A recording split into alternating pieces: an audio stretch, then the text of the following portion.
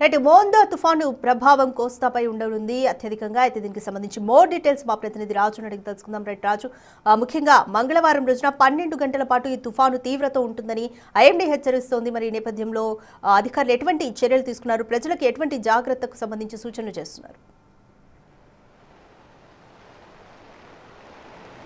పశ్చిమ మధ్య బంగాళాఖాతంలో ఏర్పడినటువంటి మోందా తుఫాను ప్రభావం చాలా తీవ్రంగా ఉందని చెప్పొచ్చు. ముఖ్యంగా దాదాపుగా అటు శ్రీకాకుళం నుంచి తిరుపతి జిల్లా వరకు కూడా దీని ప్రభావం ఉంటుందని ఇప్పటికే భారత వాతావరణ శాఖ అయితే తెలియజేస్తున్నటువంటి పరిస్థితి అయితే ఉంది. మొత్తం అన్ని జిల్లాల్లో వర్షం భారీగా కురుస్తుంది. అసలు అంటే సముద్ర తీరం కూడా అల్లకొల్లంగా ఉన్నటువంటి పరిస్థితి అయితే కనిపిస్తుంది. కంటిన్యూగా వర్షం అనేది కురుస్తున్నటువంటిది ప్రస్తుతం మనం చూడొచ్చు. ముఖ్యంగా చూస్తే తీవ్ర వర్షం నమోదవుతున్నటువంటి నేపథ్యంలో ఎక్కడికక్కడ కొంత జాగ్రత్తలు తీసుకోవాలని వాతావరణ శాఖ అధికారులు అయితే హెచ్చరికలు జారీ చేస్తున్నటువంటి పరిస్థితి అయితే చూడొచ్చు. గాలి వాటం చాలా ఎక్కువగా ఉన్నటువంటిది అయితే ముఖ్యంగా ఇక్కడ కనిపిస్తున్నటువంటి పరిస్థితి అయితే కనిపిస్తుంది. ఇప్పటికే సీఎం చంద్రబాబు దీని మీద ఒక రివ్యూ అనేది నిర్వహించినటువంటి పరిస్థితి ఉంది. ముఖ్యంగా నైరుతి పశ్చిమ బంగాళాఖాతంలో ఏర్పడినటువంటి ఈ మోందా తుఫానుకు సంబంధించి గడిచినటువంటి 6 గంటల్లో గంటకు 15 కిలోమీటర్ల వేగంతో అయితే ఈ తుఫాను కదులుతూ ఉన్నటువంటి పరిస్థితి అయితే కనిపిస్తుంది.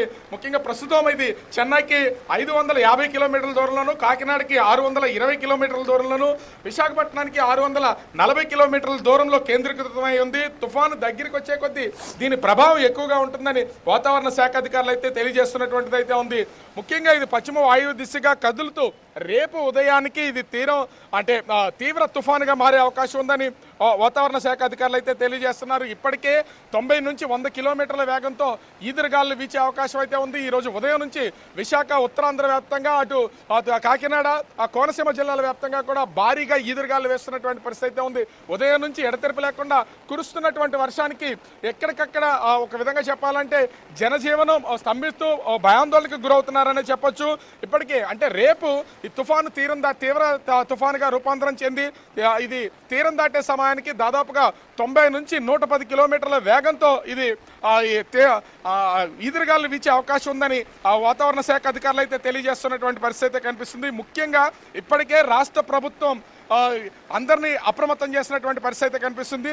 దీని ప్రభావంతో అటు కాకినాడ జిల్లాకి సంబంధించి కాకినాడ సమీప ప్రాంతంలో ముఖ్యంగా ఇటు తుని నుంచి ఈ మచిలీపట్నం ఈ మధ్యలో ఈ తుఫాను తీరం దాటే అవకాశం ఉందని వాతావరణ శాఖ అధికారులు అంచనా వేస్తున్నటువంటి నేపథ్యంలో ప్రభుత్వం కూడా అప్రమత్తమైనటువంటి పరిస్థితి ఉంది. అటు శ్రీకాకుళం నుంచి చిత్తూరు వరకు స్పెషల్ ఆఫీసర్స్ని నియమించినటువంటి పరిస్థితి ఉంది. దీనికి తోడు జోన్ల వారీగా 2 జోన్లు ఏర్పాటు చేసింది. ఆ 2 జోన్లలో అటు తూర్పుగోదావరి జిల్లాకి శ్రీకాకుళం నుంచి తూర్పుగోదావరి జిల్లా వరకు అజయ్ జైన్ పర్యవేక్షణ అధికారిగాను, ఆర్పి సిసోడియా తిరుపతి వరకు పశ్చిమ గోదావరి నుంచి తిరుపతి వరకు పర్యవేక్షణ అధికారిగా నియమించినటువంటి పరిస్థితి ఉంది.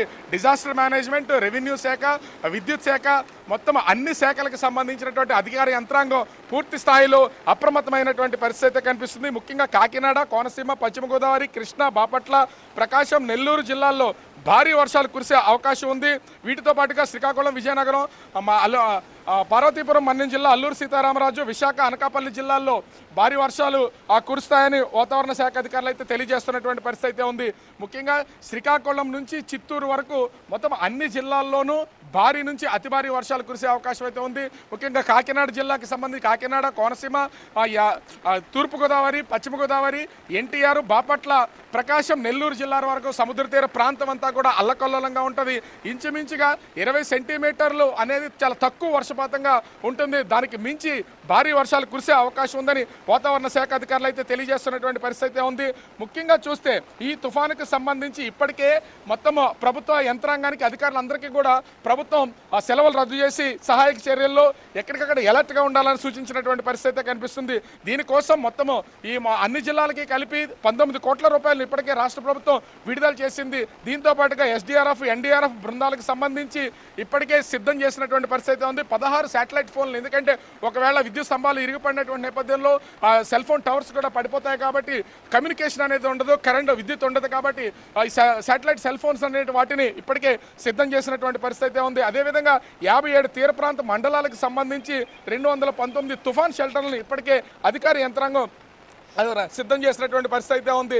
ముఖ్యంగా సముద్రంలో 62 మెకనైజ్ బోట్లను ఒడ్డుగా ఎప్పటికప్పుడు రప్పించినటువంటిది మనమైతే చూడొచ్చు. సముద్ర తీరాల్లో ఇప్పటికే పర్యాటకులు ఎవరూ రావద్దు, ఇళ్లలోనే ఉండాలి, ఇళ్లు విడిచి బయటికి రావద్దని సూచనలు చేసినటువంటి పరిస్థితి అయితే ఉంది. ఇప్పటికే మత్స్యకారులు సముద్రంలో వేటకు వెళ్ళొద్దని అధికారులు హెచ్చరికలు జారీ చేసినటువంటి నేపథ్యంలో మత్స్యకారులందరూ కూడా సముద్ర తీరాలకు చేరుకున్నటువంటిది అయితే ఉంది ప్రస్తుతం. అయితే ఇప్పటికీ స్కూళ్ళకి సంబంధించి అంటే ఈ రోజు రేపు కొన్ని జిల్లాలకి, అదేవిధంగా 27 నుంచి 30 వరకు మరికొన్ని జిల్లాలకి, అటు కాకినాడ కోనసీమ జిల్లాలకు సంబంధించి ముఖ్యంగా చూస్తే 31వ తేదీ వరకు ఈ సెలవులు అయితే ప్రకటించినటువంటి పరిస్థితి అయితే ఉంది. ఇప్పటికే రెవెన్యూ శాఖ మంత్రి అనగానే సత్యప్రసాద్ మొత్తము అంటే ఎక్కడికక్కడ వాళ్ళ యంత్రాంగాన్ని సిద్ధం చేసినటువంటిది అయితే ఉంది. అదేవిధంగా డిజాస్టర్ మేనేజ్మెంట్కి సంబంధించి హోంమంత్రి వంగలపూడి అనిత అధికార యంత్రాంగాన్ని వాళ్ళతో మాట్లాడడంతో పాటుగా ముఖ్యంగా అధికారులను ఎక్కడికక్కడ అప్రమత్తం చేస్తూ వాళ్ళ ఎన్డీఆర్ఎఫ్, ఎస్డీఆర్ఎఫ్ టీంని మోహరించినటువంటి పరిస్థితి అయితే కనిపిస్తుంది.